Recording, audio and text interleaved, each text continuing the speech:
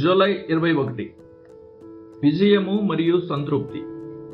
దేవుని దైవిక సంకల్పం ద్వారా తనకు లభించే ప్రతి ఈవిని తన పట్ల గల దేవుని చిత్తంగా భావించి మధురమైన తృప్తితో ఆస్వాదించడాన్ని విశ్వాసమే పరిశుద్ధినికి నేర్పుతుంది.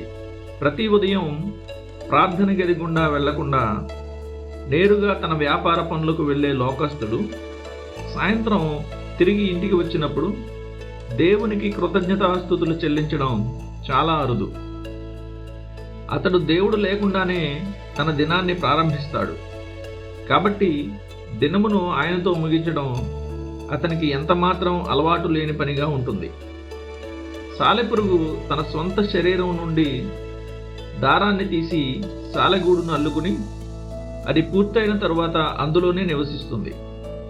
అలాగే తన వ్యాపార వ్యవహారాలను కేవలం తన స్వంత తెలివితేటలతోనే నడిపే వ్యక్తి తను తాను ఒక స్వయం కృషి గల మనిషిగా గుర్తింపు తెచ్చుకోవడానికి అర్హుడిగా భావిస్తాడు.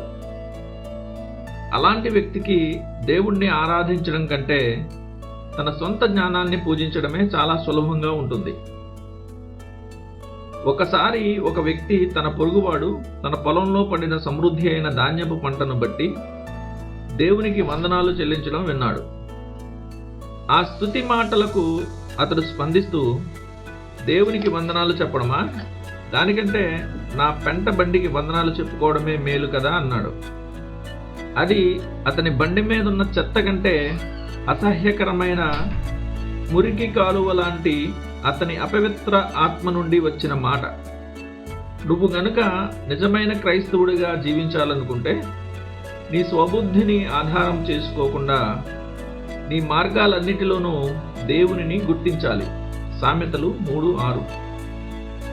ఈ విధమైన స్వార్థం లేని వైఖరి నీ కష్టానికి విజయమనే కిరీటం దక్కినప్పుడు ఆ విజయ గౌరవాన్ని దేవుని స్తుతి అనే కిరీటంగా ఆయనకే అర్పించేలా నిన్ను నడిపిస్తుంది.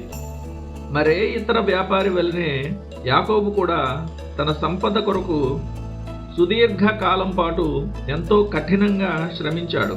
అయినప్పటికీ అతని ప్రయాసకు పునాది ప్రార్థనలోనే, పరలోకం నుండి వచ్చే ఆశీర్వాద నిరీక్షణలోనే స్థిరపడి ఉంది. తాను పద్దనరాముకు వెళ్లే మార్గంలో కేవలం ఒక పేద యాత్రికుడిగా ఉన్నప్పుడే తనకు సమకూర్పునిస్తానని వాగ్దానం చేసిన దేవుని కరుణకు, సత్యానికే అతడు తనకున్న విలువైన సంపదనంతటినీ ఆపాదించాడు.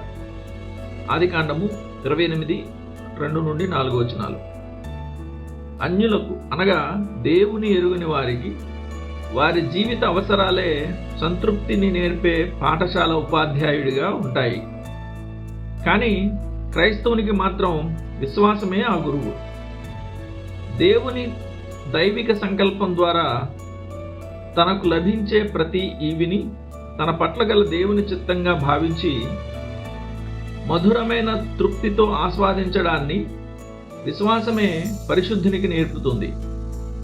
దేవుని సమకూర్పు తన ముందు ఎలాంటి పరిస్థితిని వడ్డించినప్పటికీ దాని నుండి క్రైస్తవుడు సంపూర్ణ సంతృప్తిని పొందుకోగలిగినప్పుడు అది శోధనలపై జయం పొందే నిజమైన దైవభక్తి అవుతుంది.